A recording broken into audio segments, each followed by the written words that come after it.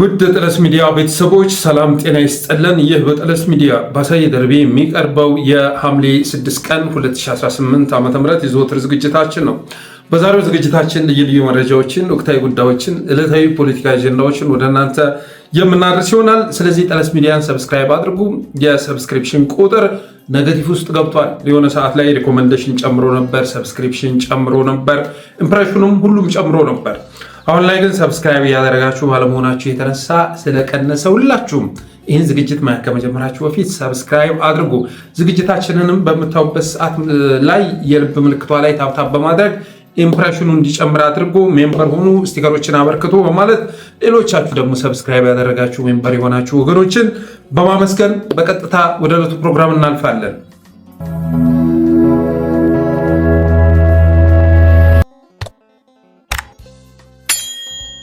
የመጀመሪያው ርዕሳችን ሐምሌ 5 ቀን የተለቀቀውን መግለጫ ይመለከታል። አፋብን ጎንደር ጠቅላይ ግዛት በላይ ዕዝ በትናንትናው ዕለት አንድ መግለጫ አውጥቷል። አስደንጋጭ መግለጫ፣ አስደንጋጭ በተለይ በአማራዎች ጭንቅላት ሲመረመር በእጅጉ የሚገርም መግለጫ በትናንትናው ዕለት ወጥቷል። በግሌ በጣም ነው የገረመኝ ማለት ነው እንደዚህ አይነት መግለጫ መውጣቱ። ሪሊ አማራ ህዝብ የህልውና ትግል ውስጥ ነው ወይ ያለው? እነዚህ ሰዎች አማራ ህዝብ የህልውና አደጋ ውስጥ ገብቷል ብለው ያምናሉ ወይ ብዬ ሁሉ እንድጠይቅ አድርጎኛል። ትልልቅ ነገሮችን ትልልቅ ውጥኖችን በሙሉ እቃቃ በማድረግ መጫወቻ በማድረግ ማጠናቀቅ ተገቢ ነው ወይ ብዬ ጠይቄያለሁ። እንደው ሌሎች አርበኞችስ ምን ይሰማቸው ይሆን ብዬ መጠየቄም አልቀርም። ምን ይሰማቸው ይሆን?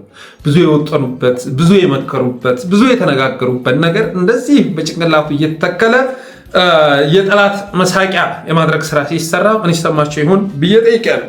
መግለጫ ወጣው ታሪካዊ ቀን ብለው በጠሩት ሐምሌ 5 ቀን ነው። ሐምሌ 5 ምንድነው ከተባለ አንድ የባዕዳን አመራር ወልቃይትም ወደ አማራ በመቀላቀል ፈንታ አማራን በመከፋፈል የሚታወቅ የወልቃይትን ጥያቄ ወደኋላ የመለሰ ኦህዴድን በማገልገል የሚታወቅ ሰው ከጥቃት ያመለጠበት ዕለት ነው። ይሄ ሰው ደግሞ በዋናነት የሚታወቀው የፋኖን ትግል በማጠልሸት ነው። የፋኖ ትግል የህልውና ሳይሆን የውክልና ነው በሚል ታሪካዊ ንግግሩ የሚታወቅ ሰው ነው አይደለም። ይህን ንግግር ያደረገ ሰው ያመለጠበት ቀን ነው። ሌላ ትርጉም የለው። ፈለገ ተረት ብትተርት ከዛ ልታስበልጠው አትችልም።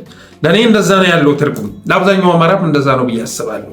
አማራ ትግል የህልውና ሳይሆን የውክልና ነው፣ ምክንያታዊ ሳይሆን የሽፍታ ትግል ነው በሚል ንግግሩ የምናውቀው ሰውዬ ወልቃይት አካባቢ ዘረትልና ትለበለባለህ። ትናንት በፋኖ ትግል ነፃ እናልወጣ ሁሉ ወልቃይት አካባቢ እመጣለሁ ካልክ የረገጥከው መሬት ላይ ትቀበራለህ በሚል ንግግሩ ማስጠንቀቂያው የምናውቀው ሰው ነው። ስለዚህ የሰው ያመለጠበትን ቀን እንደ ታሪካዊ ቀን በመቁጠር በትናንትናው ዕለት እሱን የሚያስደስት መግለጫ አውጥተውለታል። ብልጽግናን የሚያስደስት መግለጫ አውጥተውለታል። እንደዛ ነው እኔ የተረዳሁት። እና መግለጫው ምን ይላል መሰላችሁ? በጣም አስገራሚውን ፓርት ላንብብላችሁ። አንድ ፓራግራፍ ነች። የአማራ ፋኖ ብሔራዊ ንቅናቄ ከሚታገልላቸው መሰረታዊ ዓላማዎች ሙሉ በሙሉ ለማሳካት በሚያስችል ሁኔታ በጥልቀት የመከርንበት ይህ ጉባኤ አማራን ህዝብ ጥያቄዎች አንድ ባንድ እስኪመለሱ እረፍት እንደማይኖረን ብቻ ሳይሆን አማራ ህዝብ አስመርስቶች ሙሉ በሙሉ እስኪመለሱና እስኪጸኑ በአማራ ላይ የዘር ማጥፋት ወንጀል የፈጸሙ አካላት ለህግ ቀርበው ህዝባችን ተመጣጣኝ ፍትህ እስኪያገኝ በህዝባችን ላይ የተዘራ የሐሰት ትርክት ተፍቆ በእውነተኛ ታሪክ እስኪቀየር አማራ በጸጋው ልክ እስኪለማ በፖለቲካ ስልጣን በልኩ እስኪወከል ሀገራችን ኢትዮጵያ ወደ ቀደመ ገናና ክብሯ እስክትመለስ ድረስ ለመታገል ለራሳችን ቃል ገብተናል ይላል። በዚህ አንድነት ጉባኤ በድጋሚ የምናረጋግጠው ድርጅታችን አፋብንም ሆነ እዛችን የጎንደር ጠቅላይ ግዛት በላይ ዕዝ በየትኛውም ህዝብ ጋር ችግር የሌለበትና ከሁሉም ኢትዮጵያውያን ጋር በሰላም ለመኖር የሚፈልግ ድርጅት ነው። እንደ ድርጅት የሚታገልለትን የአማራ ህዝብ ቀይ መስመር የሆኑትን ማለትም የአማራን ግዛቶች መውረር ከማይፈልጉ በአማራ ህዝብ ላይ ጠላትነት ከሌላቸው፣ ሁለተኛው ሰምታችኋላ፣ የመጀመሪያው እንቀበለው። በአማራ ህዝብ ላይ ጠላትነት ከሌላቸው፣ በኢትዮጵያ ሉዓላዊ አንድነት ከማይደራደሩ፣ በብሔራዊ ጥቅሞቻችን ላይ ልዩነት ከሌላቸው፣ የሀገር መንግስት ስጋት የሆነው የህወሓት ኢህአዴግና ኦህዴድ ብልጽግና ህገ መንግስት የሀገርና የህዝብ የጥላቻ ግንብ ስለሆነ መቀየር አለበት ብለው ከሚያምኑ ሌሎች ኃይሎች ጋር አብሮ ለመስራት ችግር የሌለብን ሲሆን የአማራን ህዝብ በጠላትነት ከፈረጁና በኢትዮጵያ አንድነት ከማያምኑ እንዲሁም የአማራን ድስቶች መውረር እና የራሳቸውን ሀገር ለመስረት አልመው ከሚንቀሳቀሱ አካላት ጋር የምናደርገው ምንም አይነት ግንኙነት አይኖርም ተብሎ ተደምድሟል። 5 ቅድመ ሁኔታ ተቀምጧል። አማራን ግዛቶች መውረር ከማይፈልጉ አማራ ህዝብ ጋር ጠላትነት የሌላቸው ኦልሬዲ ትህነግ ኦነግ ተብለው ተቀመጡ መኖራቸውን እንዳረሱት በኢትዮጵያ ሉዓላዊነት አንድነጋ ከማይደራደሩ ህገ መንግስቱ መቀየር አለበት ብለው ከሚያምኑ ከብሔራዊ ጥቅማችን ጋር ልዩነት ከሌላቸው የሚሉ 5 ቅድመ ሁኔታዎች ተቀምጠዋል። ይህንም በአንድ ወቅት እስክንድር ነጋ በመግለጫው አውጥቶት ነበር። በአንድ ፊቱ ጠቅላላ አድርጋ ኢትዮጵያ ውስጥ ካሉ ኃይሎች ጋር አብሬ መስራት አልፈልግም ብለህ እኮ መግለጽ ትችል ነበር የሚል መልስ ሰጥተን ነበር እና አብዛኞቹ ነገሮች የሚያግባቡ ናቸው ብዬ አስባለሁ። ግን የአማራን ግዛት መውረር አንፈልግም የሚባል አይ እናንተማ የአማራ ህዝብ ታሪካዊ ጠላት ተብላችሁ የተፈረጃችሁ ናችሁ የሚል መልስ ነው የሚሰጣቸው። እና ይሄ መግለጫ አፋር ላይ በአንድ ወቅት ወጥቶ የነበረ ነው እና ማስረሻ ሰጤ እና ያረጋል ላይ ያና የመሳሰሉ ኮሎኔል ፈንታው ሲያነበንቡት የነበረ ነው። ያንን ነገር አሁን ላይ እነ ጌታ ስራደና እነ ደረጀ በላይ ደግመውታል ማለት ይቻላል። በእርግጥ አብሮ እየተሰራ አይደለም ወይ?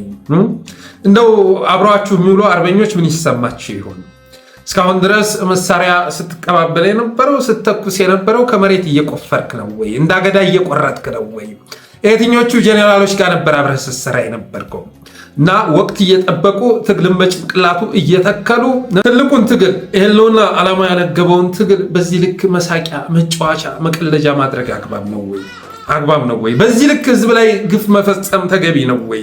ስብሐት ገብረ እግዚአብሔር 567 የሚል አንድ አርቲክል አለውና እዛ ላይ ከእግዚአብሔር ጋር ኮሚኒኬት የሚያደርጉትን ሰው አስታወሷቸው። እንደዛ ነው። አማራ ህዝብ ላይ በዚህ ልክ ግፍ መፈጸም ተገቢ ነው ወይ? አያሳዝናችሁም ወይ? ወቅት እየጠበቁ ወደ ሆነ ምዕራፍ ሊሸጋገር ሲል በጭንቅላቱ ትግልን እየተከሉ ሙድ መያዝ ተገቢ ነው ወይ? እንደዚህ አይነት ነገር የጎንደር አማራን ባለማተቡን ህዝብ ይወክላሉ፣ ይገልጻሉ። ከዛ ህዝብ አብራኮታችሁ በዚህ ደረጃ በክህደት መስመር ውስጥ መመላለስ ተገቢ ነው ወይ ብዬ መጠየቅ እወዳለሁ። በነገራችን ላይ ውድ ጠለስ ሚዲያ ቤተሰቦች እዚህ መግለጫ ውስጥ የተካተተውን ነገር ከ2 ወር በፊት ለኔ መጥቶ ነበር፣ ለጠለስ ሚዲያ መጥቶ ነበር። ይህን ያህል ሚሊዮን ብር እንሰጥሃለን በዚህ ጉዳይ ላይ አበክረ ብትሰራበት ከሚል መመሪያ ጋር መጥቶ ነበር። እየቀለድኩ እንዳይመስላችሁ፣ የምሬን ነው የምላችሁ። በሚሊዮን የሚቆጠር ብር ጋር መጥቶ ነበር። አንዳንድ ሚዲያዎች ገብተዋል እዛ ጋር። ይህማ እኮ የአማራን ህዝብ ትግል እንሽጠው እያላቸው ነው። የተሰደትንበትን ዓላማ፣ ወንድሞቻችን የታሰሩበትን ዓላማ፣ ወንድሞቻችን እህቶቻችን የተገደሉበትን ዓላማ በጭንቅላቱ ተከለውና ይህን ያህል ብር እንስጥ እኮ ነው እያላቸው ያላችሁት። ይህን ደግሞ አላደርገውም ብዬ ከዛ መስመር ውስጥ እጄን አውጥቻለሁ። በፍጹም አላደርገውም። ምክንያቱም ህዝብን በሚጠቅም መስመር ውስጥ መሰማራት ያባት ነው። ከዛ ውጭ ግን ወንድሞቼ የመከሩበትን የጠሰሱበትን ነገር የኢትዮጵያ ብቸኛ ተስፋ እያልኩ ስጀነጅናቸው የነበረውን ነገር በጭንቅላቱ ለመትከል ሚሊዮን ብሬን ጎረስ ካደረግኩ በኋላ እጥፍ ብዬ እንደገና በሌላ እንደበሰመጣ አስባችሁታል? እኔ ይህን ለማድረግ የሚያስችል አይምሮ የለኝም። እንደዚ አይነት ህሊና የለኝም። ህሊናዬን መግደል ስለማልችል አልችልም አልኩ። ቃል በቃል በስልክ የሰማኋቸው ነገሮች እዚህ መግለጫ ውስጥ ተካተው ወጡ። ብልጽግና ምን ያህል መሬት የነካ ስራ እንደሰራ አሳይቶኛል። በተረፈ አሁን የወጣው መግለጫ ባጭሩ ስንመለከተው የጀነራል ተፈራና ራስ አርበኛ ዘመነ ካሴን ንግግር የተቃወመ ነው። የማይጠበቅ አይደለም። ተስፋ አትቁረጡ። ተስፋ መቁረጥ አያስፈልግም። አማራዊ በታሪክ ተስፋ እናቆርጥ። ይሄ የሚጠበቅ ነው። እኔ በግሌ ስጠብቀው የነበረ ነው እና ባላሰብኩም መንገድ ለምሳሌ ያኔ አፋባሃና አፋር ሲቀላቀሉ አንዳንድ አስገራሚ ነገሮች አይቻሉ። እኔ ከገመትኳቸው ውጭ ማለት ነው። እነዛ ነገሮች ግን አሁን ላይ ለሌላ ምዕራፍ ተብሎ ከኛ ስንናገረው ከነበረው በተቃራኒ እንደተገለጠ ተረድቻለሁ። ለሌላ ምዕራፍ ገብታችሁ ሰርጋችሁ ገብታችሁ ደግሞ ቀጣው ምዕራፍ ላይ ታበላሻላችሁ ተብሎ አቅጣጫ መሰጠቱን ተረድቻለሁ። እኔ እንደዛ ነው የተረዳሁት። ስለዚህ የጀነራል ተፈራና የራስ አርበኛ ዘመነ ካሴን የሰሞኑን ንግግር የሚቃወም ነው። ዘመነ ካሴ መተከል ላይ ተገኝቶ የተናገረውን ነገር የሚያፈራርስ ነው። ጀነራል ተፈራ እንደዚሁ ሮሃ ሚዲያ ላይ ቀርቦ የተናገረውን ንግግር የሚያፈራርስ ነው። ከቀጠናው ኃይሎች ጋር ሲካሄድ የነበረውና ሊተገበር አንድ ሐሙስ የቀረውን ጥምረት ያፈረሰ ሆኖ አግኝቼዋለሁ። እንደ ቀጠና ብቻ አይደለም፣ ለአፋብንም ከድርጅቱ ውስጥ ለመውጣት ማቀዳቸውን ተገንዝቤያለሁ። በተረፈ ግን እንደ ቀጠና ሲመከርበት የነበረው ነገር ኢትዮጵያ በጉጉት ስትጠብቀው የነበረውን ነገር በጭንቅላቱ የተከለ ሆኖ ነው ያገኘሁት። ወሳኝ ሰዓት ላይ ምክንያቱም አሁን ላይ ሁሉ ነገር ሬዲ ሆኖ ብልጽግና እየተብረከረከ ባለበት ሰዓት ላይ ብልጽግናን የሚታደግ ብልጽግናን የሚያረጋጋ አይዞህ አንበሳዬ ከጎን ነኝ የሚል መግለጫ ነው የወጣው። ከነዚህ ኃይሎች ጋር አልሰራ የሚለውም በሌላ መልኩ ስትተረጉሙት እኔ የምሰራው ከብልጽግና ጋር ነው እንደማለት የሚቆጠር ነው። አይዞ ተረጋጋ፣ ጠቅላይ ሚኒስትራችን በፍጹም መሸበር የለብህም፣ እኛ በወሳኝ ሰዓት ላይ ከጎን ልንሰለፍ መተናል የሚል ትርጓሜ ያለው ሆኖ ነው ያገኘሁት። ዛሬ ዋነኛው መግለጫ ይወጣል ተብሏል። እዛ ላይ የተስተካከለ ነገር በተወሰነ መልኩ እጠብቃለሁ ወይም ደግሞ መውጣት አለበት። እኔ እንኳን ባልጠብቅም መውጣት አለበት። ቢያንስ እንኳ ለጓዶቻችሁ ስነ ልቦና ልታስቡላችሁ ይገባል። በፖሊስ ደረጃ ቁጭ ብለህ ስትወስን ከከረምኩ በኋላ እያንዳንዷን ነገር ውስጥ ማለት ነው አብረህ መስራት ከጀመርክ በኋላ አብረህ መስራት ኦልሬዲ እኮ አብረህ ስትሰራ ከርመሃል እና አብረህ ስትሰራ ከከረምኩ በኋላ አልሰራም ማለት ምን ሺ ነው? ከበሉ በኋላ አልበላም ማለት ምን ሺ ነው? እኔ እንደዛ ነው የተረዳሁት።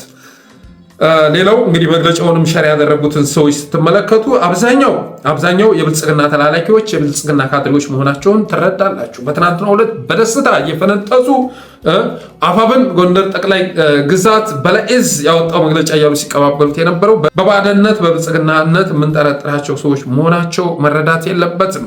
በብልጽግናዎች ልብ ውስጥ ተስፋን የጸነሰና የአፋብንም ጥምረቱን ሊያፈርስልን ይችላል የሚል ተስፋ የፈጠረ ሆኖ አግኝቼዋለሁ። በብልጽግና ልብ ውስጥ አፋብንም ብቻ ሳይሆን ጥምረቱን የሚያፈራርስ መግለጫ ወጥቶልናል የሚል ተስፋ የጸነሰው አግኝቼዋለሁ። ከሁለት ሳምንት በፊት ጀኔራል አለምሸት ደግፌ አፋብን እንዴት እንደዚህ ያደርጋል፣ ፋኖ እንዴት እንደዚህ ያደርጋል፣ በዓላማ ከማይመስሉት በመዳረሻ ከማይገጥሙት እና ከሚለያዩት ኃይሎች ጋር ገጠመብን በማለት ቁጭታቸውን ሲገልጹ ነበር። እዛ ባሻገር በአንድ በኩል ኢትዮጵያዊ ነን ለኢትዮጵያ እናስባለን የሚሉትም አክራሪ የአማራ ናሽናሊስቶች ፋኖ በሚባል የሚጠሩት እነዚህም ከአገሪቷ ብሔራዊ ፍላጎት ውጭ ከሌሎች የውጭ ኃይሎች ጋር እየተጣመሩና በፍጹም በዓላማ ከማይገናኙት ከቲፒኤልኤፍ አክራሪ አመራር ጋር ጭምር እየተቀናጁ ኢቭን ኦሮሚያን ከኢትዮጵያ ለመነጠል ከሚታገለው የሸኔ ከሚባለው የሆነ ክንፍ ጋር ጭምር እየተቀናጁ የሚሰሩበት ሁኔታ ነው እየታየ ያለው። ስለዚህ ዛሬ የወጣው መግለጫ የለም ጀነራል አለምሸት ደግፌ ወይ ከነዚህ ኃይሎች ጋርማ እንሰራለን ብለህ ይሰራሉ ብለህ እንዳትሰጋ ከነሱ ይልቅ አንተ ትቀርበናለህ የሚል ሆኖ ነው ያገኘሁት። በፖሊስ ቢሮ ደረጃ ሲወሰን የነበረውን ውሳኔ የቃቃ ጨዋታ ያደረገ ተብሎ ሊገለጽ የሚችል ነው። በአማራ የህልውና ትግል ላይ የቀለደ አስቀድሞ እኮ አቋምን ማሳወቅ ይቻል ነበር። የተለያዩ መድረኮች በሚካሄዱበት ሰዓት ላይ ይሄ ነገር አይሆንም፣ በዚህ መስመር ውስጥ ልንቀጥል አይገባም ብሎ አቋም ማሳየት ይቻል ነበረ። አብረነን እያልክ እያጨበጨብክ ከከረምክ በኋላ መጨረሻዋ ሰዓት ላይ ብልጽግናን ወይም ደግሞ አብይ አህመድን ከ4 ኪሎ ነቃቅሎ የሚያባረር የመጨረሻው ፊሽካ ሊነፋ ሲል እንደገና ይህን አገዛዝ ለማትረፍ መንፈራገጥ ልክ አይደለም። ትናንት አርበኛ አስረስ ማረ ኢትዮ ኒውስ ላይ ቀርቦ ተናግሯል። ቀጣይ የሚካሄደው ዘመቻ ብአዴንንም ብልጽግናንም እንዳጠቃላይ የሚጠራርግ ነው በማለት እቅጩን ተናግሯል። ቀጣይ የሚታወጀው ዘመቻ ብአዴንንም አብይ አህመድንም የሚጠራርግ ነው በማለት ተናግሯል። እኔ ይሄ ዝም ብሎ ፕሮፓጋንዳ እንዳልሆነ አውቃለሁ። ቀጣይ የሚታወጀው ዘመቻ እየመጣ ያለው ዘመቻ ማለት ነው ብልጽግናን የሚጠራርግና የሚያስወግድ መሆኑን ግልጽ ነው። አብይ አህመድ ሰሞኑን የሚያደርጋቸውን ነገሮች ተመልከቱ። እንደዚህ ተሸብሮ፣ እንደዚህ ሸብረክ ብሎ፣ እንደዚህ ሰግዶ፣ እንደዚህ ተንበርክኮ አያውቅም። ለአማራ እኮ እያሸረገደ ይገኛል። ጫማውን እየላሰ ይገኛል። ትናንት ጫማውን ሲለሱለት የነበሩ ኃይሎች እባካችሁ ከጎኔ የተሰለፉ እያለ ጫማቸውን ነው እየላሰ የሚገኘው እና ብልጽግናም ይህንን በተረዳበት ሁኔታ ተስፋ ሰጪ የሆነ ነገር ይዘውልን መጥተዋል ብዬ አስባለሁ። ግን አያተርፉትም። በታሪክ አያተርፉትም። በታሪክ ነው የምላችሁ። ብዙ ርቀት ተሄዷል። ብዙ ርቀት ስለተጓዙ ወደኋላ የሚመለስ ነገር የለም። እንደ አማራ ተሞክሮ መቼስ እስካሁን ድረስ እንደ አማራ ሰርተናል ማለት አይቻልም። እንደ አማራ ተሰባስበናል ማለት አይቻልም። አፋብን የሚባል ድርጅት ይዘን መጥተናል ማለት እኮ አማራነትን አጸና ማለት አይደለም። አፋብን ውስጥ ዓላማህን አጥርተህ ተመሳሳይ ዓላማ አንግበህ እስካልመጣ ድረስ ግማሹ ለማፍረስ አብን ላይ እንደተደረገው ማለት ነው። አብንን ያፈረሱት እኮ አብን ውስጥ ከፊቱ ነው ድርጅቱን ሲመሩ የነበሩ ናቸው።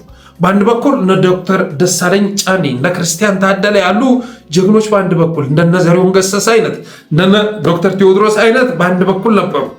ድርጅቱ የአማራን ሕዝብ ጥያቄ በሚያስመልስ መልኩ መንቀሳቀስ አለበት በሚል ቁርጠኝነት የሚንቀሳቀሱ፣ በሌላ መልኩ ደግሞ ይህን ድርጅት ሽጠው ሆዳቸውን ለመሙላት የቋመጡ እነ ጧሄር፣ እነ ጋሻው፣ እነ በለጠ፣ እነ ዩሱፍ፣ እነ ዳምጠው አይነት ሰዎችም ነበሩ እዛው ውስጥ። እንደዚህ አይነት ሰዎችም ነበሩ። ስለዚህ አፋብንም ሲመሰረት ተመሳሳይ አይነት ዓላማ ይዘህ እስካልመጣህ ድረስ አፍራሽም ውስጡ ነበረ። ስለዚህ አፍራሽ የነበረ ኃይል አይቶት ትግሉ ወደ ሌላ ምዕራፍ ሊሸጋገር ሲል ሾልኮ ቢወጣም ግን የተጀመረውን እንቅስቃሴ ያስቆመዋል ብዬ አላስብም። እንደውም ትግሉ እየጠራ መምጣቱን የሚያመላክተው ውስጥ ላይ ሆኖ ሲሰልልም የነበረው ምን ሲልም የነበረው መጨረሻ ላይ ወደ ሌላ ምዕራፍ ሊሸጋገር ሲል የለም እኛ እንደዚህ ካለ ኃይል ጋር አንሰራም። በተዘዋዋሪ ይሄ ትርጉሙ ምንድነው? የምንሰራው ከከሌ ጋር ነው እንደማለት ነው፣ ከብልጽግና ጋር ነው እንደማለት ነው። ኦልሬዲ እኮ የተዘረዘሩትን ኃይሎች ስትመለከቱ ከኦህዴድ ጋር አንሰራም፣ ከባዕደን ጋር አንሰራም፣ ከትህነግ ጋር አንሰራም፣ ከኦነግ ጋር አንሰራም። ከማን ጋር ነው የምትሰሩት? ዛሬ የሚወጣው መግለጫ ይህን ጥያቄ የሚመልሱልን ጥሩ ነው። ኢትዮጵያ ውስጥ ያሉት ኃይሎች ጋር በሙሉ ዘርዝራችሁ አንሰራም ካላችሁ ከማን ጋር ነው የምትሰሩት? ትግራይ ላይ ድርጅት ልመሰርቱ ነው? ኦሮሚያ ገብታችሁ ድርጅት ልመሰርቱ ነው? ኦፊኮም ካልተመቻችሁ፣ ኦነግም ካልተመቻችሁ፣ ኦህዴድም ካልተመቻችሁ ማን ጋር ልትሰሩ ነው? ንገሩን እስኪ። ማን ጋር ልትሰሩ ነው? አትሊስት ተመሳሳይ አቋም የነበራቸው ባለፈው ጀነራል ተፈራ እንደተናገረው ከብልጽግና የሚብስ ጠላት የለንም ብለው ከሚያምኑ ኃይሎች ጋር በአንዳንድ ነገሮች ላይ ቀስ ብለን እንነጋገራለን፣ መሰረታዊ በሆኑ ነገሮች ላይ እንስማማ፣ በኢትዮጵያ ቀጣይነት ላይ፣ በኢትዮጵያ ህልውና ላይ፣ በኢትዮጵያ አንድነት ላይ እንስማማ። በሀገራችን ጉዳይ ላይ ከተስማማን በሌሎች ነገሮች ላይ ቀስ ብለን እንናገራለን። ህገ መንግስቱ ለምሳሌ ከማንም በላይ ኢትዮጵያ ውስጥ ካሉ ብሔር ብሔረሰቦች የህገ መንግስት ተጠቂ ያደረገው ሲከላከሉለት የነበሩትን የጻፉትን ያጸደቁትን ህወሓቶችን ነው፣ አይደለም ትግራይን ነው ሰለባ ያደረገው። የህገ መንግስት እኮ አልጠበቃትም። መጨረሻ ላይ ብሔር ብሔረሰቦች ሁሉ ተሰባስበው ዘምተውባታል ትግራይ ላይ። አማራ በሚጎዳ መልኩ ቢዘጋጅም ጉዳቱን ግን ሁሉም ብሔር ብሔረሰብ እያፈሰው ይገኛል። ደቡቡ ዛሬ ደስተኛ ነው እንዴ? ሶማሌው፣ ሲዳማው ደስተኛ ነው እንዴ? በሁሉም ቦታ ላይ ቤኒሻንጉል ብትሄድ እንደዛው ነው። ተመሳሳይ ነገር ነው የምታገኘው። ስለዚህ ይሄ ህገ መንግስት የማያኗደር በመሆኑ አብረን ለመኖር የማያስችል በመሆኑ በዚህ ጉዳይ ላይ መነጋገር ያስፈልጋል። ከዛ ውጭ ግን በአንዳንድ ነገሮች ላይ ደግሞ ነገ እንናገራለን። ትናንት ጠላት ነበር። እናንተም የትግራይ ህዝብ ታሪካዊ ጠላት አሃዳዊው፣ ትምክተኛው፣ ነፍጠኛው እያላችሁ አማራውን ስትገልጹት ነበር። እኛም ደግሞ የአማራ ህዝብ ታሪካዊ ጠላት ትህነግ፣ ወያኔ፣ ህወሓት እያልን ስንገልጻችሁ ነበረ። ይሄ ግን አልጠቀመንም። በመሃል ያን ያባላ ስልጣን ላይ መደላደል የሚፈልግ ኃይል ስለመጣ ይህንን ነገር መገምገምና መቀየር መቻል አለብን።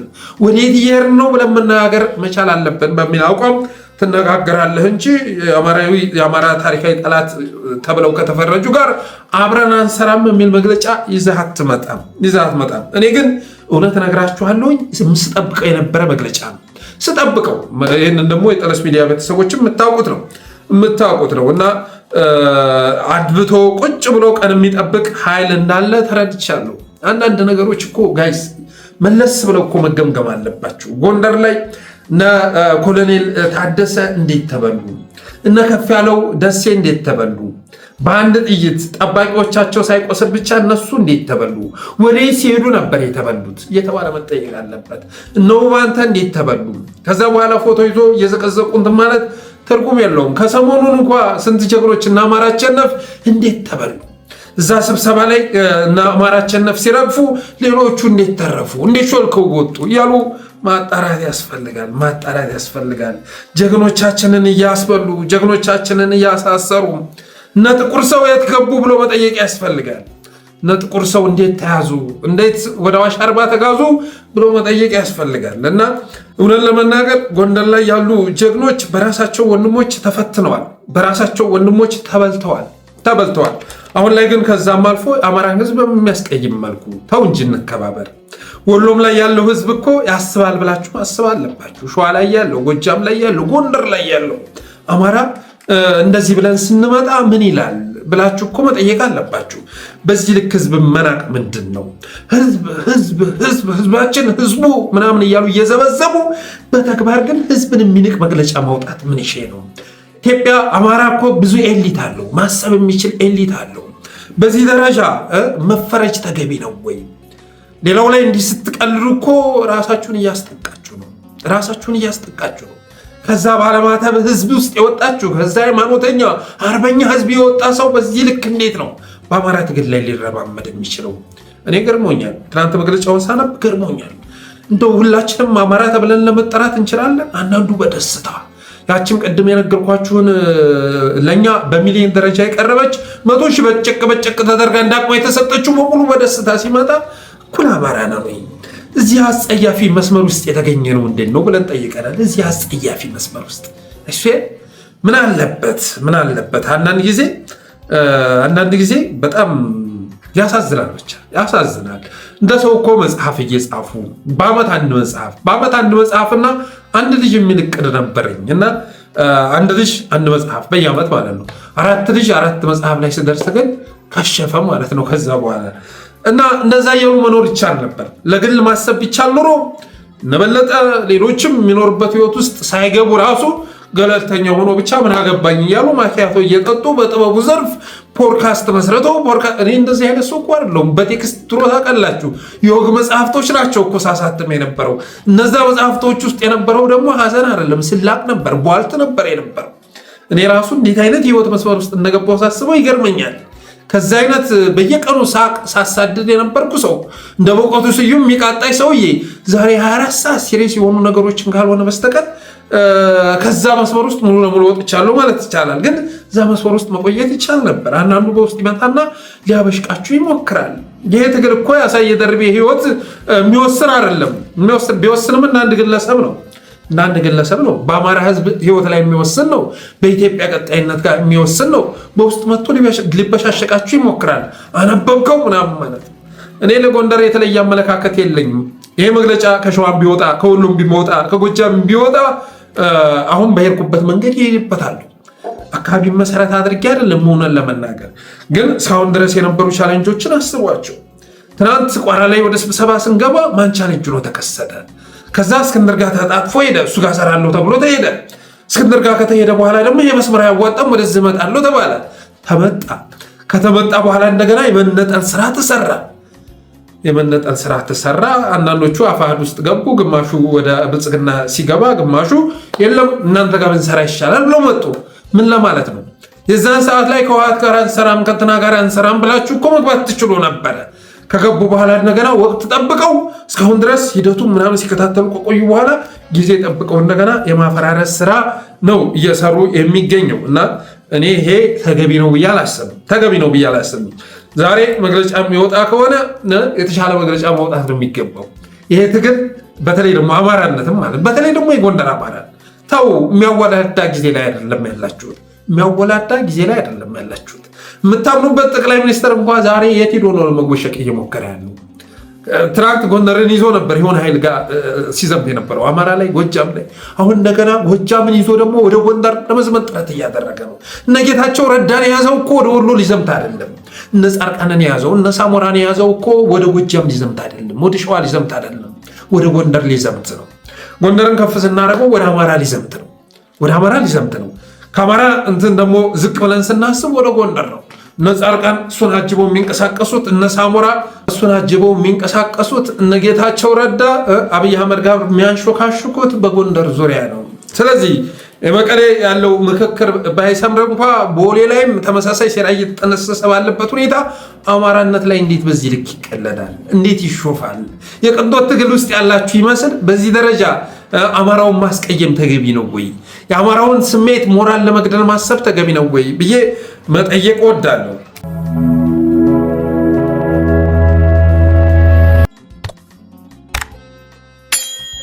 ወደ መፍትሄው ሳመራ በበኩሌ ይሄ መግለጫ የሚጠበቅ ነው፣ አዲስ አይደለም። በእኔ አስተሳሰብ ስጠብቀው የነበረ ነው። መቼ እንደሚወጡ አላቅም እንጂ እንደዚህ አይነት መግለጫ እንደሚወጡ እርግጠኛ ነበርኩኝ። ምክንያቱም ሚዲያዎቻቸው የአቋም ለውጥ አላደረጉም። እንዳፋብን መጣም ብለው ቢሉም የአቋም ለውጥ አላደረጉም። ብልጽግናን ማትረፍ እንቅስቃሴ ውስጥ ናቸው። እነዛ ሚዲያዎች ላይ የሚቀርቡ የተለዩ አርበኞች ደግሞ ነበሩ። ስለዚህ ጊዜ የመጠበቅ ስራ እየተሰራ መሆኑን አንደርስታንድ አደረግ ነበረ። ስለዚህ ከዚህ ውሳኔ ውጭ የሆነ ኃይል ካለ ከእርሱ ጋር መቀጠል ነው። ዛሬ ለምሳሌ እንግዲህ እኔ እኮ ጎንደር ጠቅላይ ግዛት በላይ እዝ የሚለው ከተመሰረተ እኮ ወራቶች እንደተቆጠሩ ነበር የምናውቀው። እንደ አንድስ መስረተን መጣን ነው ያሉት። ሁለቱን እዞች ቀላቅለን መጣን ነው ያሉት። ከተቀላቀላችሁ ወራቶች አልተቆጠሩም ነበር እንዴ?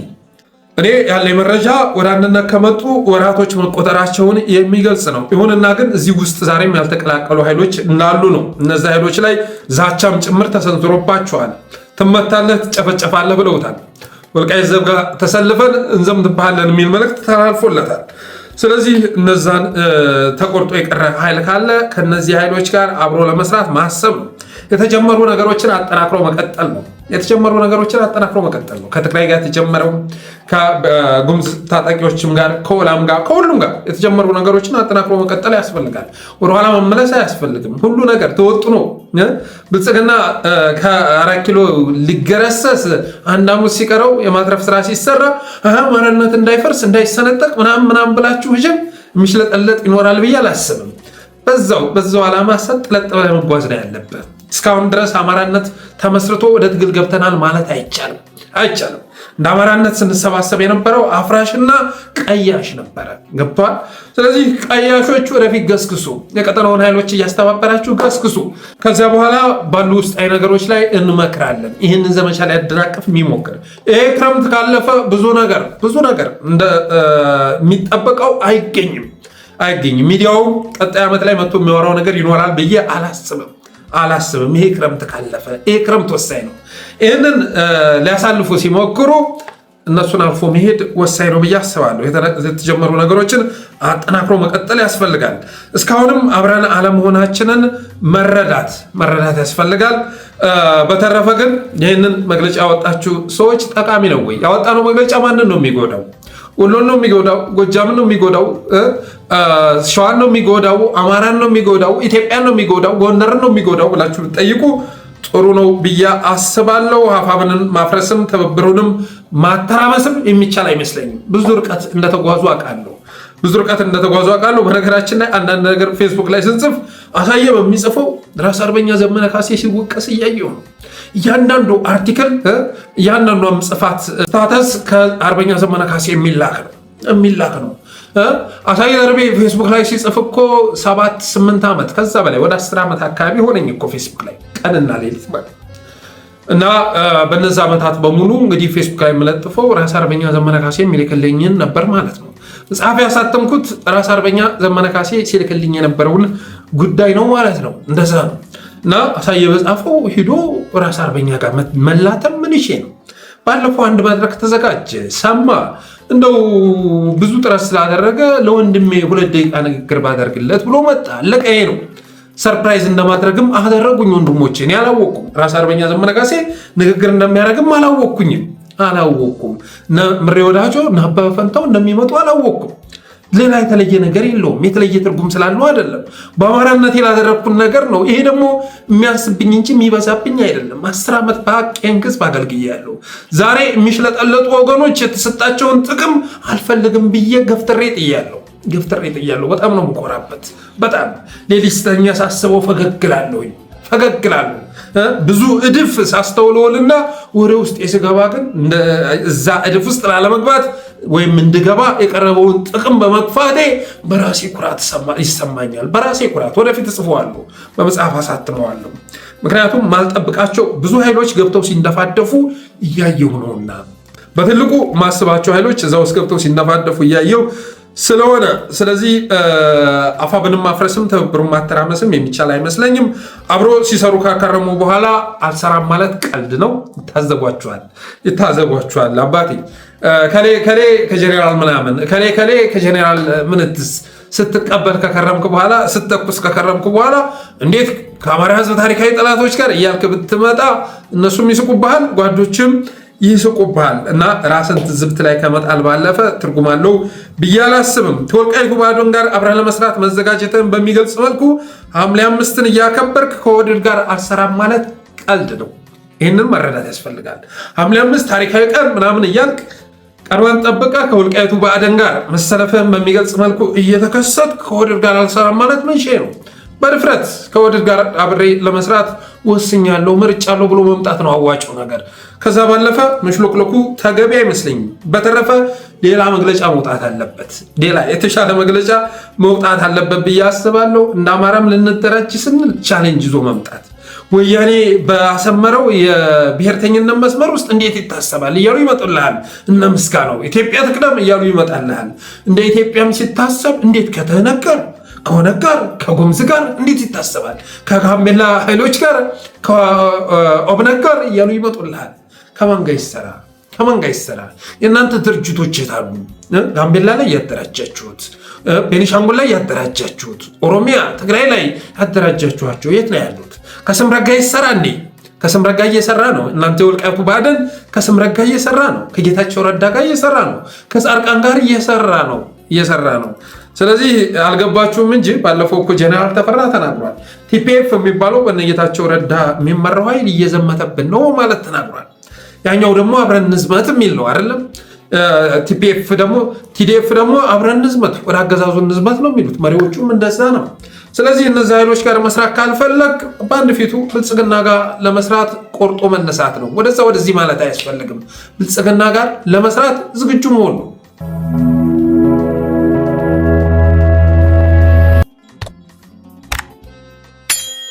ሌላው አብይ በደብረ ማርቆስ ያደረገውን ንግግር ይመለከታል። ከዘረኝነት፣ ከጎጠኝነት፣ ከጽንፈኝነት እንተባበር፣ እንፈቃቀር፣ ትናንትን ረስተን ዛሬን እንኖር፣ ወደፊትን አብረን እንኖር በማለት ሲናገር ከቆየ በኋላ ይህን ንግግሩን ምን በሚል ቃል ቢቋጨው ጥሩ ነው? እስኪ ሰምተን እንመለስ። ዛሬ የምታውቁትን አንድ እውነት ልነግራችሁ እፈልጋለሁ። አማራና ኦሮሞ እያለ የሚከፋፈል ማንኛውም ሰው ጎጃምና ጎንደር ብሎ መከፋፈሉ አይቀርም። ምስራቅ ጎጃምና ምዕራብ ጎጃም መባባሉ አይቀርም። የኛ ቀይና የነሱ ቀይ መባባሉ አይቀርም። በመጨረሻም በእናት እንጂ በአባት አንድ አይደለንም መባባሉ አይቀርም። ቤቱም ሲገባ የእናቱን ልጅ የአባቴ አይደለህም ብሎ ከመከፋፈል አይቦዝንም። አንዴ እየወረደ አንዴ እየተከፋፈለ የሄደ ማህበረሰብ ማቆሚያ የለውም። ይህ ህዝብ በአፄ ዮሐንስ ጊዜ በነበረ ሁኔታ ምን እንደደረሰበት ያውቃል። በጣሊያን ጊዜ ምን እንደደረሰበት ያውቃል። ትግል፣ ፍልሚያ፣ ውጊያ ለእናንተ አዲስ ጉዳይ አይደለም። አባቶቻችሁ አልፈውበታል። በየዘመናቱ ግን ኪሳራ፣ ሞት፣ ድቀት እንጂ ጥቅም አልተገኘበትም። እንደሰማችሁት ነው። ስለ ፍቅር፣ ስለ ትብብር፣ አብሮ ስለመኖር ሲናገር ከቆየ በኋላ ከዘረኝነት፣ ከጎጠኝነት፣ ከጽንፈኝነት እንጽዳ ካለ በኋላ እንተባበር፣ እንፈቃቀር፣ ትናንትን ረስተን ዛሬና ነገን አብረን እንኑር፣ አማራና ኦሮሞ እያለ የሚከፋፈል ጎጃምና ጎንደር እያለ መቧደኑ አይቀርም። ጎጃምና ጎንደር ብሎ የሚከፋፈል ደግሞ ምስራቅ ጎጃም፣ ምዕራብ ጎጃም መባባሉ አይቀርም። ይህን እየሰራህበት ነው፣ እነግርሃለሁ። ምስራቅ ጎጃምና ምዕራብ ጎጃም የሚለውን ክፍፍል እየሰራበት ነው ብልጽግና እና ስለ አንድነት ሲመክር ከቆየ በኋላ የህዝብ በአፄ ዮሐንስ ዘመን የተፈጸመበትን አይረሳም በማለት ትርምስምስ ያደርገዋል። ከላይ የተናገረውን ነገር በሙሉ ሲያፈራርሰው ትሰሙታላችሁ። መጨረሻ ላይ ትግራይና አማራ አብረው እንዳይኖሩ የሚያደርግ የጎጃም አማራ ወደኋላ መለስ ብሎ በአፄ ዮሐንስ ዘመን የተፈጸመበትን ነገር አስታውሶ ከጎኑ እንዲሰለፍ ሲቀሰቅስ ትሰሙታላችሁ። ውዳቂው መንግስት በዚህ ደረጃ ነው የሚያስበው፣ ህዝብን በዚህ ደረጃ ነው የሚያስበው። ምን አይነት የዶሮ ጭንቅላት እንደያዘ እግዚአብሔር ይወቅ። አስባችሁታል? የደብረ ማርቆስ ህዝብ ፍዝዝ ብሎ ሲያሰላስል ከቆየ በኋላ ወደኋላ ተመልሶ ወዳልኖረበት ዘመን ተመልሶ በአፄ ዮሐንስ ዘመን የተፈጸመበትን ኦሮሚያ ላይ እንደዚህ አይነት ፖለቲክስ ሰርቷል። በምኒልክ ጊዜ የተፈጸመው ጡቱ የተቆረጠው አኖሌን አስተክሎ እና አብይ አህመድ ናቸው እኮ ያስተከሉት እና አባዱላ ገመዳ እኮ ናቸው ያስተከሉት። ስለዚህ እንደገና በአፄ ዮሐንስ ጊዜ የተፈጸመብንን ግፍ የሚያሳይ ሐውልት ተክለን ትግራይ ላይ ስንደነፋ ስናቅራራ አንድ ማየት መቋመጡን በሚገልጽ መልኩ አብይ አህመድ ግጭት ለመቀስቀስ ህዝብን በህዝብ ላይ ለማነሳሳት ጥረት ሲያደርግ ትመለከታላችሁ። የአማራ ህዝብ ግን አይኑን ጨፈን አድርጎ ሲያሰላስል ትዝ የሚለው በፍኖተ ሰላም በመራዊ በከባድ መሳሪያ በድሮን የተጨፈጨፉ ወንድሞቹ እህቶቹ ናቸው ትዝ የሚሉት አይደለም። በዚህ ጦርነት ውስጥ አብይ አህመድ ሆን ብሎ ህግ ማስከበር በሚል ስያሜ አማራ ክልልን የማውደም ዘመቻ አውጆ የፈጸመው ግፍ ነው ትዝ የሚለው የአማራ ህዝብ። ወደኋላ ሄዶ ታሪክ ላይ ገብቶ የሚቆፍረው ነገር የለውም። በዘመኑ በታሪክ አያቶቹ ቅድመ አያቶቹ አይተው የማያውቁትን ግፍ በጣሊያን ጊዜ እንኳ ያልተፈጸመን ግፍ የሚፈጽም አገዛዝ መሸከሙን ይረዳል። እና አብይ አህመድ ወይ ወደኋላ ተመልሶ ታላቁን ንጉስ መተማ ላይ ለኢትዮጵያ ሲል አንገቱን የሰጠውን ንጉስ የሚወቅስ አማራ ከዚህ በኋላ ልታገኝ አትችልም። በታሪክ ማለት ነው። በታሪክ ትናንት ሲጠነሰስ እንደነበረ ሁሉ ያለፈ ታሪክ እያነሳን የምንወቃቀስበት የምንጠፋፋበት ጊዜ አልፏል። እስክስታም ሲደላ ነው፣ ሁሉም ነገር ሲደላ ነው። አባቴ በቅንጦት ጊዜ አይምሮ ስራ ሲፈታ ታሪክን መለስ እያልክ እየቆፈርክ የሚያጣላህን እያመጣህ ልትባላ ትችላለህ። ዛሬ መኖር የተከለከሉ ምንም አይነት ታሪክ መስራት የተከለከሉ በየትኛው መደበኛ ህይወት መኖር የተከለከሉ አገር አልባ የተደረጉ ከስራ የሚፈናቀሉ ሆን ብለው ወደ ድህነት አረንቋ ውስጥ እንዲገቡ የሚደረጉ ህዝቦች ባሉበት ሁኔታ እንደገና አፄ ዮሐንስ አፄ ቴዎድሮስ እያለ ታሪክ እየቆፈረ የሚጣላ ህዝብ ባይኖርም እኩዩ መሪ ግን የሚያወራው ነገር ሁሉ የከንቱ ከንቱ መሆኑን ትረዳላችሁ። ከላይ ስለ አንድነት ካወራ በኋላ ኦሮሞና አማራ ብለህ ከተከፋፈልክ ነገ ምስራቅ ጎጃም ምዕራብ ጎጃም መባባል አይቀርም ካለ በኋላ ኦሮማራን ከመሰረተ በኋላ እንደገና ምን ሲያደርግ ታውታላችሁ? ጽምዶ የፈጠረው ስጋት ስላለ እየመጣ ያለው ጥምረት የፈጠረበት አደጋ ስላለ እንደዚህ ዘመን አብይ አህመድ ፈርቶ አይቼው አላውቅም። የምር ነው የምላችሁ፣ ይሄ ለፕሮፓጋንዳ አይደለም። በእንደዚህ ዘመን አብይ አህመድ የፈራበት የተንቦቀቦቀበት ዘመን አይቼ አላውቅም። አብዛኞቹ ሚኒስትሮቹ የሚናገሩትን ነገር ስትመለከቱ 24 ሰዓት ሚዲያውን የተቆጣጠሩትን ተመልከቱ። እነ ኬሪያ ናቸው የተቆጣጠሩት፣ እነ ጌታቸው ናቸው፣ እነ ጻድቃን ናቸው። በአንድ በኩል ትግራይ ሰዎችን እያመጣ ያስለፈልፋል፣ በሌላ በኩል ደግሞ አማራ ሰዎችን እና እነ ደመቀ መኮንንን ሳይቀር ሁሉ ስማቸውን ሲጠራ ትሰማላችሁ። ትናንት እኮ ሲያዘምትባቸው ነበር በእናያሌው በእነ ቶማስ በኩል። አሁን ያለውን ፋኖ ትግል ከጀርባ ሆኖ ከሚደግፉ ሰዎች መካከል አንዱ ደመቀ ነው እያለ ሲያዘምትበት ነበር። ትናንት ግን ደመቀ መኮንንን ጭምር አስታውሶ እንደገና አብረን እንስራ የሚል ጥያቄ ሲያቀርብ ታዳምጣላችሁ፣ ትታዘባላችሁ። ደመቀ መኮንን የታወቀ የአብይ አህመድ ተላላኪ ነበር። አንድ ቀን በታሪኩ ለአማራ ታግሎ የማያውቅ ሰው ማለት ደመቀ መኮንን ነው። እና እንደዚህ አይነቱን ታማኝ አገልጋይ ሀቀኛ አሽከር ነው አብይ አህመድ አሽቀንጥሮ የጣለው። ዛሬ ግን እሱንም መናፈቁን ሲናገር ትሰሙታላችሁ። ያለፈን ጊዜ ለመመለስ ሲንደፋደፍ ታውታላችሁ። ስለዚህ ኦሮማራን መልሶ እንደገና ወደ 2008 ወስዶ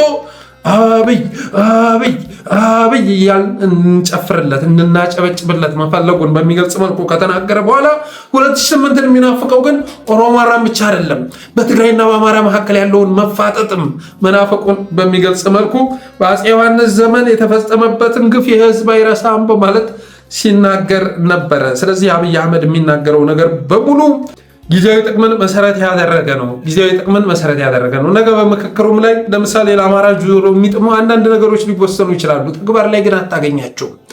ወደ መረጋጋቱ ሲመለስ የደህንነት ስሜት ሲሰማው ወደ ጥፋቱ ተመልሶ ጥፋቱን ሲልስ ታገኘዋለህ። በተረፈ ግን ለአማራ ህዝብ ትግልና ውጊያ አዲሳችሁ አይደለም በማለት እቅጩን ተናግሯል። ትናንትና ትለበለባለህ፣ መከላከያን እነካለው ካልክ ትቀፈደዳለህ። አንተን ለማስተማር ወደ ውጮቹ ሂጄ እንደከሌ እያልኩ አልዘበዝብም፣ እንደ ወያኔ ትቀጠቀጣለህ እያለ ሲዘትብን የነበረው ሰውዬ ውጊያና ትግል አዲሳችሁ አይደለም፣ በቃ ይበቃችኋል፣ በቃ እንደገና ኦሮማራን መስርቱና ትግራይ ላይ ዝመቱ እያለ ሲቀሰቅስ ትሰሙታላችሁ። በዚሁ አጋጣሚ የማስተላልፈው ሜሴጅ እናንተ ዘራችሁ ኢትዮጵያዊነት ነው። የኢትዮጵያን ባንዲራ መጠበቅ ነው። የኢትዮጵያን ባንዲራ አልጠብቅም ካላችሁ ግን እንደ ቀድሞ ሁለተኛ ዓለም ጦርነት ጋር መሄድ አያስፈልገኝም፣ ጀርመን አልሄድም፣ ጃፓን አልሄድም፣ እንደ ወያኔ ትቀጠቀጣላችሁ። whoever you are። ይሄ ዳንኤል ክብረት ምክር መሆኑን ለማወቅ ነቢይ መሆን አይጠይቅም። እንደገና አኖሌን ተክለን ወይ ደግሞ የሆነ እጅ ተክለዋል እኮ አምቦ ዩኒቨርሲቲ ነው ምናምን እጅ ተክለዋል፣ የተቆረጠ እጅ። እንደዚህ አይነት ነገር ተክለን እንደገና ትግራይ ላይ እንድንፎክር ለመቀስቀስ ጥረት አድርጓል። በተረፈ በአብይ ልክ የጎጃም አማራ ላይ የዘመተ መሪ እስካሁን ድረስ ተፈጥሮ አያውቅም። አብይ ልክ ጎጃም ላይ የዘመተ መሪ ታይቶ አይታወቅም። ሲያዘምት ነበር እኮ እነ ፈይሳ ሌሊሳ ትናንትና ቀነኒ የምትባል ልጃቸው በአርቲስት ባሏ የተገደለችባቸው ቤተሰቦች ቅሬታቸውን ሲያቀርቡ በጎጃም አፍ ማውራታቸውን አቁሙና በአፋን ኦሮሞ ተናገሩ ሲባል ነበር። ጎጃምን ጸረ ጎጃም የሆኑ ንግግሮች በብዛት ሲነገሩ ነበር። አብይ አህመድ ጸረ አማራ ብቻ ሳይሆን ጸረ ሰሜንም መሆኑ ይታወቃል። ከሁሉም በላይ ግን ከባድ ዘመቻ ሲከፍት የነበረው ደግሞ ጎጃም ላይ መሆኑን የሚዘነጋ የለም እና የትናንት ታሪክ እያለ አሁንም እየተፈጸመ ያለ ጉድ ባለበት ሁኔታ እንደገና ወደ ታሪክ ማህደር ውስጥ ገብቶ ጠብ የሚያፈላልግ አማራ ሊኖር አይችልም። በተረፈ አንዳንዶች አብይ እንዴት ደብረ ማርቆስ ይገባል በማለት ትናንትና ሲወራጩ ታይተዋል። አንዳንዶቹ ሆን ብለው የብልጽግና ደጋፊዎች መሆናቸው መታወቅ አለበት። ለመሆኑ ፋኖ የሚያስተዳድረው ዞን አለ እንዴ? ደብረ ማርቆስ ብትል፣ ፍኖተ ሰላም ብትል፣ ደሴ ብትል፣ ወልዲያ ብትል፣ ደብረ ብርሃን ብትል የሚያስተዳድረው ዞን አለ እንዴ? ጎንደር ብትል፣ የትኛውም ባህር ዳር ብትሄድ እነዚህ እኮ ትልልቅ ከተሞች እኮ በባዕዳን ቁጥጥር ስር ናቸው። ረጋ ከበደ ተመስገን ጥሩነህ እኮ ከአንድም ሁለት ጊዜ እየገቡ እኮ አስጀመርን እንደዚህ ያደረግን ሲሉ ነበረ። እንኳን አብይ አህመድ ይቅርና ማለት ነው። ስንት ሪፐብሊክ ጋርድ ስንት ድሮን በዙሪያ እየዞረ ጉብኝት የሚያደርገው ጠቅላይ ሚኒስተር ይቅርና እና ረጋ ከበደም ፍኖተ ሰላም ደብረ ማርቆስ እየሄዱ እኮ ማድረግ ያለባቸውን እያደረጉ ሲመለስ ነበር። በፋኖ ቁጥጥር ስር ነው ደብረ ማርቆስ አልተባለም። ስለዚህ ይህንን ነገር እንደ ትልቅ አጀንዳ ይዞ ሲያንዘላዝሉ መዋል ልክ ነው ብዬ አላስብም። በብልጽግናዎች ግን ትልቁ ስኬታቸው ደግሞ ይሄ ነው። አስባችሁታል? አብይ አህመድን ምን ያህል ገዝግዘን የመጨረሻው ምዕራፍ ላይ እንዳደረስ ነው። ትናንት ደብረ ማርቆስ መግባቱ ትልቅ ስኬት ለሱ ማለት ነው። አመነ በባስ መንቀሳቀስ የማይቻልባት ሀገር እንደተፈጠረች አብይ አመነ እኮ። አባይ ማዶ ያለውን ገብረ ጉራቻ ያለውን ጓጽዮን ያለውን አሊዶሮ ያለውን ሽፍታ እናጠፋለን ሲባል እንዴት ወደዚህ ታስፋፍታላችሁ በማለት ፋኖንም ሲሳደብ ነበር። ግን አምኗል፣ ደግሞ እግረ መንገድ አምኗል። ዜጎች መንቀሳቀስ የማይችሉባት አገር መፈጠሯን አረጋግጧል። ግን ለነሱ ትልቅ ስኬት ነው። በአውሮፕላን ሄዶ ደብረ ማርቆስ ደርሶ አስመርቆ ማምጣት ለአብይ ትልቅ ስኬት ነው። ሊበሻሸቃችሁ ይሞክራል። ይኸው መሪያችን ባህር ዳር ገብቶ ወጣ፣ መሪያችን ጎንደር ገባ፣ መሪያችን ነቀምት ገባ። እና እንደዚህ አይነት ብሽሽቅ የሚገጥምን ኃይል እንዴት መንግስት ብለህ ልጠራ ትችላለህ? መንግስት ማለት እኮ እያንዳንዱ በቀበሌ በወረዳ ያለ ህዝብ በፈለገው ቦታ ላይ ተንቀሳቅሶ የሚሰራበትን የሚኖርበትን ሁኔታ መፍጠር የሚችል ነው። ዜጎችን ደህንነት ሊያስከብር ይቅርና የሆነ ቦታ ገብቶ ስለወጣ እርካታ ስሜት የሚያጥለቀልቀው ኃይል ልንፈጥር የቻልነው ባደረግነው ትግል ነው። ገዝግዘን የመጨረሻው ምዕራፍ ላይ ስላደረስነው ነው። ጌታዬ ትናንትና በየቦታው ወጥመድ እያጠመደ ሲያጠምደን የነበረው አገዛዝ ዛሬ በኢትዮጵያ ደረጃ በሁሉም ቦታ ላይ ወጥመድ ተጠምዶ በዛች ውስጥ ሾልኮ የሆነ ቦታ ደርሶ ከመጣ እንደ ትልቅ ስኬት እንዲያወራ ከማድረግ በላይ አሸናፊነት አለ ብዬ አላስብም። በተረፈ ይሄን ሁሉ መቀባጠር የወለደው ምንድነው ከተባለ ጽምዶ የፈጠረው ነው። በአፋብን ትግል ውስጥ ያሉ መንፈራገጦች፣ ወጣ ገባዎች ምናምን እነ ኬሪያ ምን አለች? ህወሓት ፋኖና ሻዕቢያ ግባቸው ኢትዮጵያን መንግስት አልባ ማድረግ ነው በማለት የሚከተለውን ተናገረች። የፌዴሬሽን ምክር ቤት የቀድሞ አፈጉባኤ ኬሪያ ኢብራሂም ከፋና ጋር ባደረገችው ቃለ መጠይቅ ሶስቱ አካላት የሚያግባባ ምንም አይነት ብሔራዊ ዓላማ ባይኖራቸውም ስልጣንን በኃይል መቀማትና ኢትዮጵያ ደካማ ሆና እንድትቀጥል ማድረግ ግን ያስማማቸዋል ብላለች።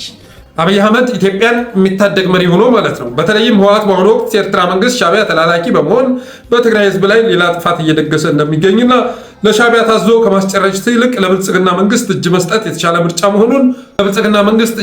የተሻለ ምርጫ መሆኑን አስገንዝበዋል ይላል።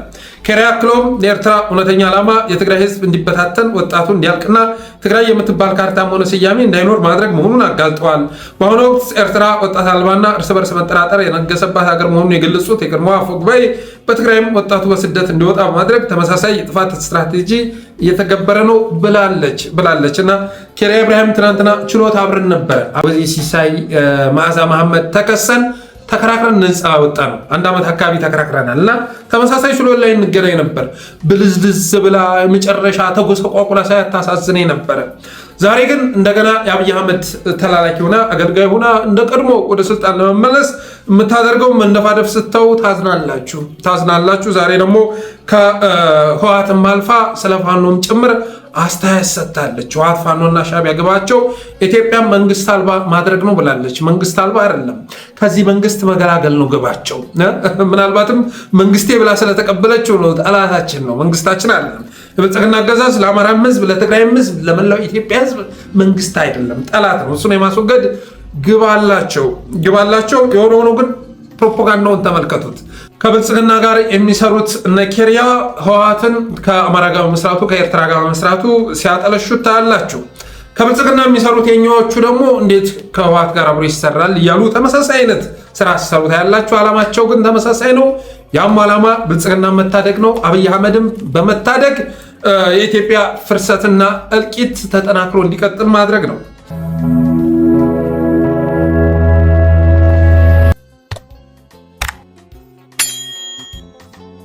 ሌላው ባለፈው ሶስቱ ጽዩፍ ሚዲያዎች የመጨረሻ ጸረ አማራ ተብለው ሊገለጹ የሚችሉ ሚዲያዎች በሚል ርዕስ 3 ሚዲያዎችን ዘርዝሬ ነበር። ሀሌታ፣ እግረኛውና ዲቫይን ሾው የሶፊኒያስ ማለት ነው። ዲቫይን ሾው፣ እግረኛውና ሀሌታ ብዙ ጊዜ ቀውሶችን በማቅረብ ቀውስ የሚመስሉ ግን በእብደት ውስጥ የልብ ልባቸውን በመናገር የሚታወቁ አገዛዙን የሚደግፉ ጸረ ኦርቶዶክስ ጸረ አማራ የሆኑ ንግግሮችን የሚያደርጉ ቀውሶችን በመጋበዝ እንደዚህ አይነት ፕሮፓጋንዳ እየሰሩ ነው፣ ፖለቲካ እየሰሩ ነው፣ ጸረ አማራ ጸረ ኦርቶዶክስ ስራ እየሰሩ ናቸው በማለት ስናገር እግረኛው እዚህ ነገር ውስጥ አለበት እንዴ ምናምን ብላችሁ የጠየቃችሁ የነበራችሁ ሰሞኑን አያችሁት።